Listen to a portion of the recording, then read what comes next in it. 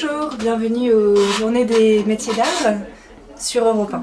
Je m'appelle Marie Griot et je suis créatrice de vitraux. J'ai monté mon atelier La couleur du verre il y a 2 ans et avant ça j'ai travaillé chez plusieurs verriers pour approfondir ma maîtrise de la technique. C'est une matière qui m'a plu parce qu'elle est très contradictoire, elle est dure à travailler, elle a l'air très fragile. J'aime beaucoup la transparence des couleurs, le caractère semi-opaque aussi de certains verres et la délicatesse des bulles. Et donc cet ensemble-là et le côté très architectural de l'œuvre qu'on est amené à créer, c'est ça qui a fait que je me suis tournée vers ça. Donc là, je suis en train de préparer la restauration de pièces cassées qui viennent d'une cage d'escalier.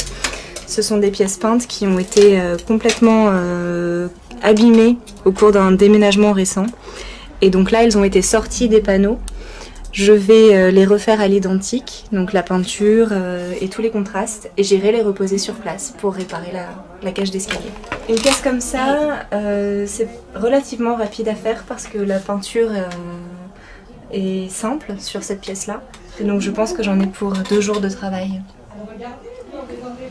Et ici aussi Celle-ci, elle est beaucoup plus longue pour 2 raisons. La première, c'est qu'il faut reconstituer entièrement le dessin à cause de la lacune au centre.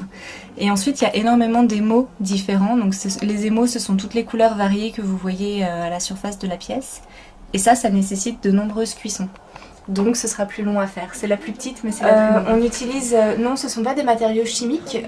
Ce sont des peintures un peu de type peinture céramique qui se cuisent à 630 degrés pour adhérer au verre. Donc tant que c'est pas cuit, on peut corriger et enlever. Et une fois que c'est cuit, alors 50% de ma clientèle, ce sont des particuliers. Et l'autre 50%, ce sont des architectes et des décorateurs d'intérieur qui font... c'est un challenge au quotidien qui me plaît beaucoup personnellement, et c'est un métier qui est extrêmement varié, qui va de la création, la réflexion artistique jusqu'au chantier sur les échafaudages. Et aujourd'hui, je pense qu'on a beaucoup de chance d'avoir un métier aussi différent tous les jours et aussi varié. Au cours du XXe siècle, il y a un changement qui s'est complètement opéré dans la nature des personnes qui prennent cette profession. Avant, c'était exclusivement masculin et maintenant, on est à 70%. Je le vois bien. D'abord, le vitrail est en train de revenir à la mode dans la décoration d'intérieur et même pour la création d'églises, il y a plus qu'avant d'appels d'offres pour la création contemporaine. Donc je pense que c'est un métier qui a encore sa voix à faire entendre et qu'on a tous des choses à faire. Je fais des salons comme art et décoration il y a 1 an maintenant, en 2018. Et non, j'ai pas encore exposé. J'espère. Je peux vous montrer 2 exemples de réalisation.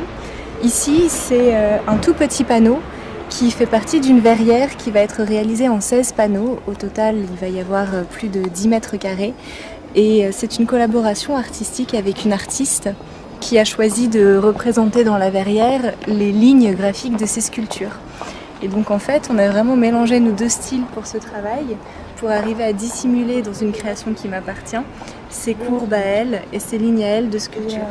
Et ça donne cette création qui va aller faire une cloison lumineuse entre son atelier et les panneaux du bas sont des petits panneaux et tous les panneaux du milieu sont des panneaux qui font à peu près ma taille et qui sont beaucoup plus difficiles à manipuler, raison pour laquelle c'est plus simple de sortir les petits.